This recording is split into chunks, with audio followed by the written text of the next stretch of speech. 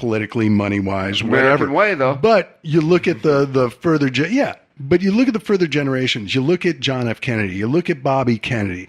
You look at Ted Kennedy, as long as you're not related to Mary Jo Kopernicki or,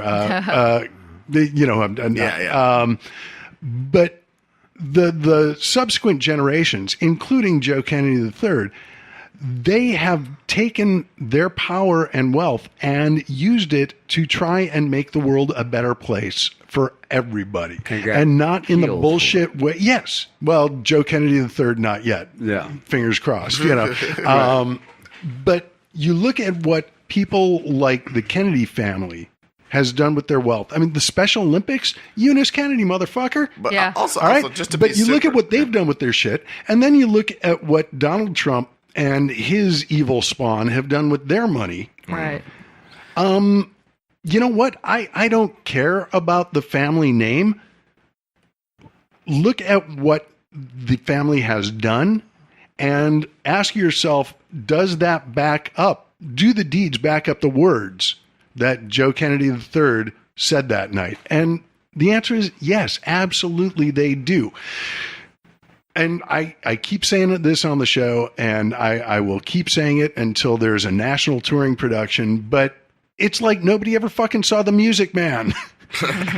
Donald Trump is a con man, and if you find comfort in his lies, that's great. But ask yourself, are you really better off? Are you seeing these gains that are you winning so much that you can't stand winning anymore? No, you're not. It also depends on what you think is a lie. Because I remember when Obama was talking at his State of the Union or whatever, and the guy goes, "You lie." Joe Wilson. How ironic. How ironic, right? Because this guy that actually lies all the time.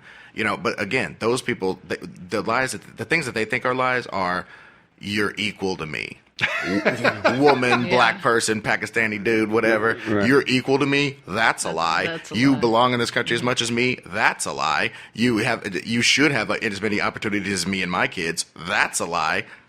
And I'm sorry, I want to interrupt you there because this came up in another discussion this week that it just pissed me off. What's the show? Adam Ruins Things. Mm-hmm. There's a great clip where he's talking about the creation of the suburbs post World War II, and or even like going back to Levittown in New York, and how the system has always been rigged against the blacks. Redlining. And and whenever you hear people on the right talking about, black people just want handouts, God, what? Sorry, not equal opportunity. What's affirmative action? Thank you, affirmative action. That's just a handout. Why can't they pull themselves up by their bootstraps? Well, I'll tell you why. It's because you've had your foot on their head for the last 200 years. And my bootstraps. Yeah. You won't even let them have bootstraps. Right. Well, the thing is, it's easy. Well, no. But it's easy to call these programs handouts if you ignore the reason why they're necessary and why they're there. They are there, as a means of, you've been screwed over for so long. But maybe you get a little extra I've definitely boost. heard the bootstrap analogy before, but I just think that's very unfair because they will give the black people bootstraps at like 170% interest. They'll own the bootstraps. You'll rent them you'll share crop the bootstraps. Yeah. And one day, they'll be strong enough to lift your black ass up out of the mud. Right. And if you look at Jim Crow, I mean, just not today. I was watching not today. I was watching a program on Lorraine Hansberry. And her father was one of the first people to fight as an attorney to move into a black neighborhood in Chicago.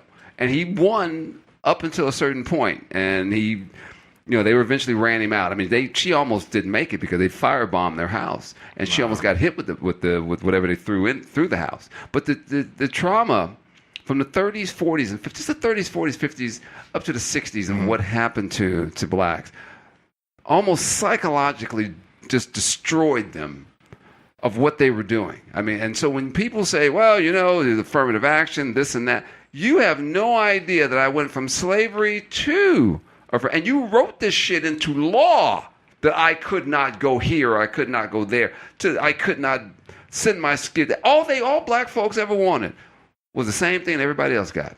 They didn't want you. They didn't want your handouts. They just said, "Hey, man, let me have an opportunity to do what I want to." They created their own cities, did they not? And what happened to them? And what happened to them? They burned them down. Why? Because they said a white woman was raped. All you had to put was a white woman was raped, and Black Wall Street was gone. It's a shame we can't use that to get rid of the government these days. Oh, yeah, because, it's not a crime anymore. Yeah, 19, Obviously. you can grab them by the pussy when you're famous. Yeah. And I hate to laugh at that. It's so fucked up. It truly, that's why, sadly, that's the funny thing. Some of my white friends, when they get upset, and I said, well, man, I didn't create this. You did. No. Yeah. You benefited more than this, and my parents didn't. My dad joined the service at 16 years old. Most brothers join the service at 16 years old to help take care of their families. That's the reason why they joined. And they got the shit jobs. They had to pick up dead bodies that had been laying out there for a long time as well. And they came out alcoholics because they were drinking grain alcohol to deal with the stench that they had to do when they were loaded, that they would eat up by the time they got out, they'd eaten up the lining of their stomachs. This is what was going on in those different things. And you said, well, they're fighting for the country. And a lot of people don't feel that way because of the crap. And that's what they told their children. You can't blame them for telling their children this because that's what's happening to their parents. And they're seeing it. So it's a lot of work. You got a lot of work to do. It's just not that easy. Well, I think also we teach kids about reading, writing, and arithmetic, but we don't teach them about entitlement at all. Right. It seems like a lot, when I was a kid, it seemed like the teachers went out of their way to try to do the fairness thing and try to even do certain things that made stuff unfair a little bit. Blue eyes, brown eyes type experiment stuff on a low level. To see, hey man, you see how power corrupts and it's a little weird, and maybe if you get stuff. Maybe if you are like how that one chick, Claire, whatever the fuck, she's an actress, redhead, she's really hot right now. Not physically, like hot in her career. Right. And her she got Octavia Spencer, her black co-star. Oh, Jessica Chastain. Jessica Chastain, that one. She got her black co-star the same rate she got. The fact that she had to go out of her way and stick her neck out and fight hard to have this lady who has basically commensurate. It's not a commensurate part as far as lines, but it's important to the story. Mm-hmm. So to get her equal pay was just. Well, the fact that fight. It was a fight. Yeah. The fact that we're still saying first black this blows me away. Yeah, that totally. we're still saying first black this, the first black this, the first black. I mean, how long, did you have to wait for Denzel to take over for Sidney Poitier? Right. We haven't had Yeah, even well, the first. that's the thing. How Like about prominent Hispanic? black actors they're like Highlanders. Apparently, there can be only one. So then But we're yeah, also at going least to have there's to go black with the movie first stars. Hispanic, right? Yeah. We're going to have to go down that road. Well, why do we have to continue to go down this road? Why? Because you have not had a fair, equal rights for people. And you wouldn't have to say first black anything if people would just get over it, man. We're human beings. And, Yeah, they were, go ahead. real quick, just throwing this in, they were talking about Monique, the comedian, and the money that she was going to get from Netflix, Right. and comparing it to others, and same with Wanda Sykes, the money that they got too, and how unequal it is. How Right. they had to fight for. Do you guys know anything about that? Oh yeah, you should listen to last week's episode. Yeah. We were talking all about Monique. Well, I just want to say one last thing on this subject. The one thing that really bothers me when people talk about opportunity in this country, that I hate this disingenuous thing. Like, well, if there was equal opportunity in this country, then I guess there'd be equal numbers of white guys in the NBA, huh? And it's like, number Jesus. one, let's parse that statement real quick. Number fucking one. The reason why there's so many goddamn Negroes in basketball and football and all that shit is it's one of the few places there was actually an equal fucking opportunity. That's number one.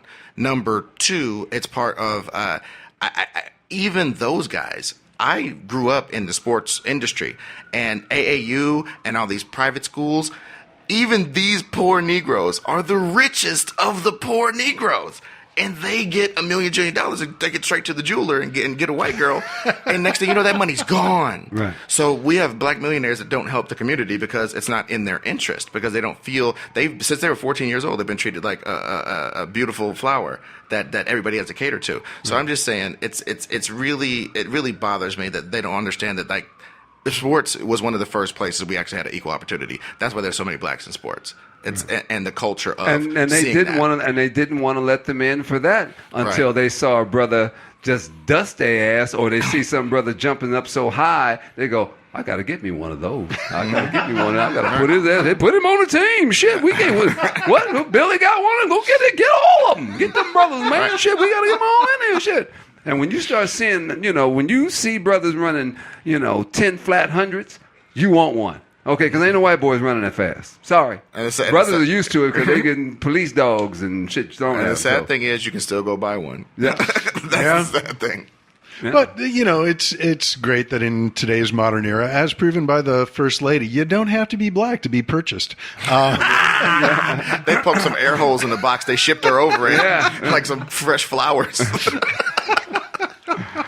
Well, let's move on from that interesting Black History moment to I want to talk about pop culture and current representation and response to that, because Black Panther is coming out 2 days after Valentine's Day for just to give guys the opportunity to not fuck Valentine's Day up that much. Put the superhero movie after the love holiday.